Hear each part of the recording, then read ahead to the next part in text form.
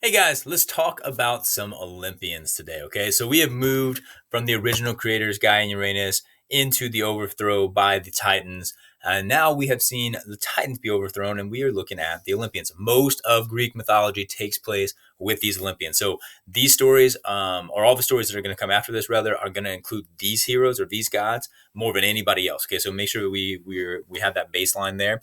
And a lot of these stories are going to be people that you know already. Okay, so if you've ever studied Greek mythology before, these names are going to come up a lot. Okay, at any given time, there were said to be 12 gods on Mount Olympus. The problem with that is there's more than 12 Olympians that are listed, and so some of them, I guess, just randomly get kicked off from time to time. But I'm going to hit those core 14, and then I'm going to give you some like minor ones that you need to know as well. It's going to take a few videos to get through that, but I guess this is what they look like. Not big fans of shirts. So the first god we can hit really, really quickly because we talked quite a bit about him already, which is Zeus. Jupiter is his Roman name, Jove, another Roman name, and he is the king of the gods, lord of the skies. His symbols are very famous: the lightning bolt, the eagle, the oak tree. Lightning bolt, of course, obviously because he's got the sky. Eagle, which is the king of the gods, or the king of the sky, right? And then the oak tree, because even like today, oak trees represent strength, right? It's almost like as strong as an oak, and that's what's supposed to be his redeeming characteristic. A couple fun things about him. He has his shield called Aegis, and that means protection. But I've actually never read a story where he carries it. I mean, I'm going to assume he did. Okay, so if you're asked a question like, did Zeus carry Aegis? Like, probably. Okay, we just don't have a lot of stories about it. But two other people we famously hear about carrying. It's his famous child and her most, or his favorite child rather, and her favorite hero. Okay, so one of her favorite heroes. So the favorite child is Athena. We're going to get into that later, why she's his favorite child. And then one of her favorite heroes is Prometheus. Okay, probably her favorite hero is actually Odysseus, but she really liked Perseus. Did I say Prometheus? I said Prometheus. I meant Perseus. Okay, and so Perseus actually holds this shield when he goes to kill Medusa, because it starts out as like this reflective shield, and later, after cutting off the head of Medusa, that head gets put onto the shield, and that's what Athena carries. Okay. A couple other things. He is the one that the Olympics were originally held in honor of. A lot of people don't realize that, but there's a lot of things that hold over from that. Like they don't realize Olympics, Mount Olympus, that's where it comes from. And so, though the Olympics are very different now than they used to be, I mean, thankfully, people wear clothes now when they compete in those, so that's always a benefit.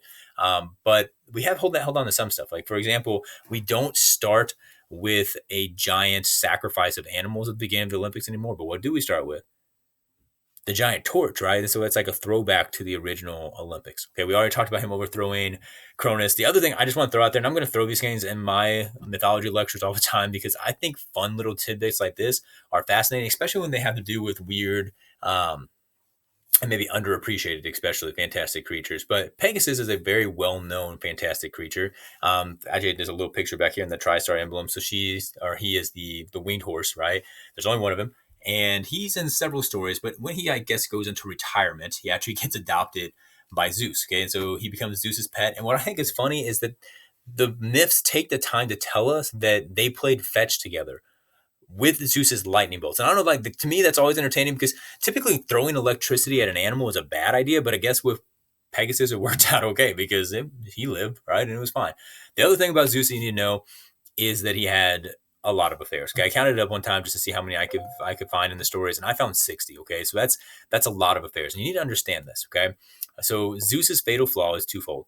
He is unfaithful and he's incredibly arrogant. Now, when the Greeks would have seen this, though, they would not have looked at that and say, okay, look, Zeus is like this, and so we too should be like Zeus. Let's have a bunch of affairs. That's not how it was at all, because the Greeks looked around and they were looking for perfection. And we're going to come back to this later, so hold on to this.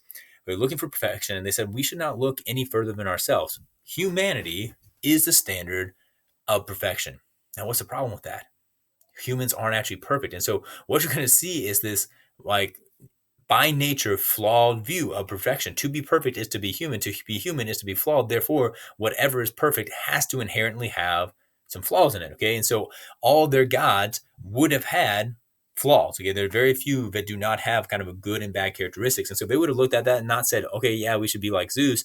They would look at that and say, yeah, what Zeus is doing is despicable. But that's what makes him perfect because he, just like us, has fatal flaws. Okay. And so we're going to pick up next time, look at his wife and his brothers and sisters and kind of break that down. But for now, guys, have a great day, make wise decisions, and Merry Christmas.